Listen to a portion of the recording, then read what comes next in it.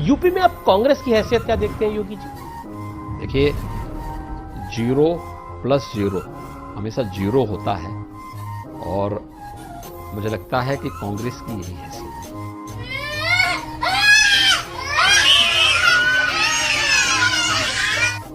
आप अपना मुकाबला 2022 में किसके साथ देखते हैं? अखिलेश जी के साथ देखते हैं, मायावती जी के साथ देखते हैं, प्रियंका वाड्रा के साथ देखते हैं, किसके साथ देखते हैं? हालांकि राजभर साहब तो थ्योरी लेके आए हैं 4 साल में 5 साल में 5 मुख्यमंत्री बनाएंगे, 20 डिप्टी सीएम बनाएंगे, एक मुसलमान सीएम भी होगा। ठीक ही बात है भाई, हर एक को अपना मुकाबला किससे देखते हैं आप?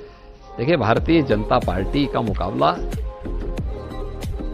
देखिए, अपने पुराने रिकॉर्ड को आगे बढ़ाने के लिए बीजेपी से ही होगा कि बीजेपी पिछले रिकॉर्ड को तोड़ करके उससे बेहतर सीटें कैसे जीत सकती है।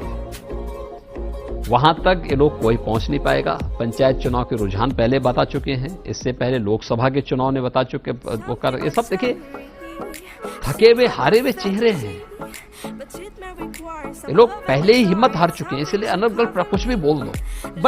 नहीं, मुझे मजाक नहीं उड़वाना अपनी चीज का, मैं नहीं बताऊंगा। मैं आपसे पूछ रहा हूं कि बड़ी बड़ी चुनौती कौन हो सकता है, या फिर एक चेहरा जो आपको लगता है जिसके साथ मुकाबला है? देखिए, पब्लिक सबके कृत्यों को जान रही है, हर व्यक्ति की जान रहा है। परिवारवाद, गुंडाराज, भ्रष्टाचार, ये चीजें देख करके जनता में अपने आप में एक सिहरन होती है देख करके। कर मेरे को जानता नहीं है। मैं अब धर्मांतरण के मुद्दे पर आता हूं। उत्तर सीमित मुद्दा नहीं है, ये तो राष्ट्र की सुरक्षा पर सेंध लगाने का भी एक कुत्सित षड्यंत्र है। ये सेंध है सुरक्षा पे, मूक बधिर बच्चों को निशाना बनाकर, उन संस्थाओं को जहां पर मूक बधिर बच्चे हैं वहां पर अपना एक ट्रेनर, जिहादी ट्रेनर को भेज करके उसके माध्यम से लोगों का ब्रेन वॉश कराना, फिर कोड वर्ड में और व्हाट्सएप के माध्यम से मैसेजेज को पास करना, फिर उनका दुरुपयोग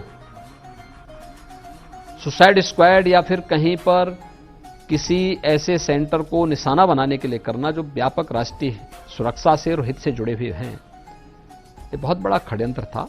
यूपी एटीएस ने इस कार्य को पूरी उसके साथ खोला है, पर्दाफाश किया है। हमारे 500 से अधिक टीमें इस पे काम कर रही हैं। उत्तर प्रदेश के अंदर कुछ जनपदों के साथ साथ देश के अंदर 25 राज्यों में इन्होंने भेजा और 1984 से लगातार चल रहा था। आज इसका पर्दाफाश हुआ है। हम लोग इसकी तह तक जाएंगे। किसान आंदोलन पर संवाद समस्या का समाधान होता है जी। भारत सरकार ने संवाद के सारे तरीके अपनाए, हर एक स्तर पर संतुष्ट करने का प्रयास किया है। लेकिन जब किसान एजेंडे का हिस्सा न हो और हम किसान की कंधे पर बंदूक रख करके सरकार पर साधने का प्रयास करें और उसके पीछे विदेशी पैसा लगाने का, पैसे उसके पीछे लगे हुए हों, तो इस प्रकार की स्थिति आती है। तो मुझे लगता है कि किसान संगठनों को या किसान जो नेता हैं, आंदोलन का काफी कमजोर हो चुका है। भारत सरकार ने उनको ऑफर किया हुआ है।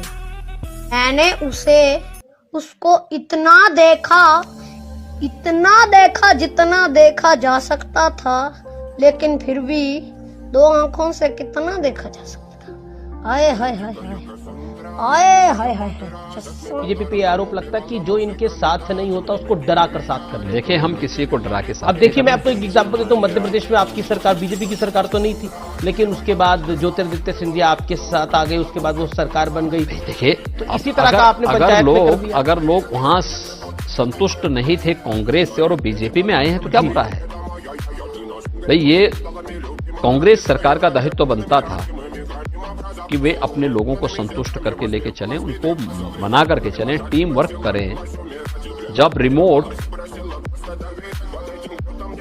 कहीं और जगह से संचालित होगा तो ऐसी दुर्गति होनी है और कांग्रेस शासित राज्यों का यही दुर्भाग्य है कौन सा ऐसा राज्य मुझे बताइए, कि मध्य प्रदेश की बात, राजस्थान में क्या हो रहा है, पंजाब में क्या हो रहा है, ये सब क्या है? तो बीजेपी को क्यों दोषी ठहरे? अपने घर को देखो ना।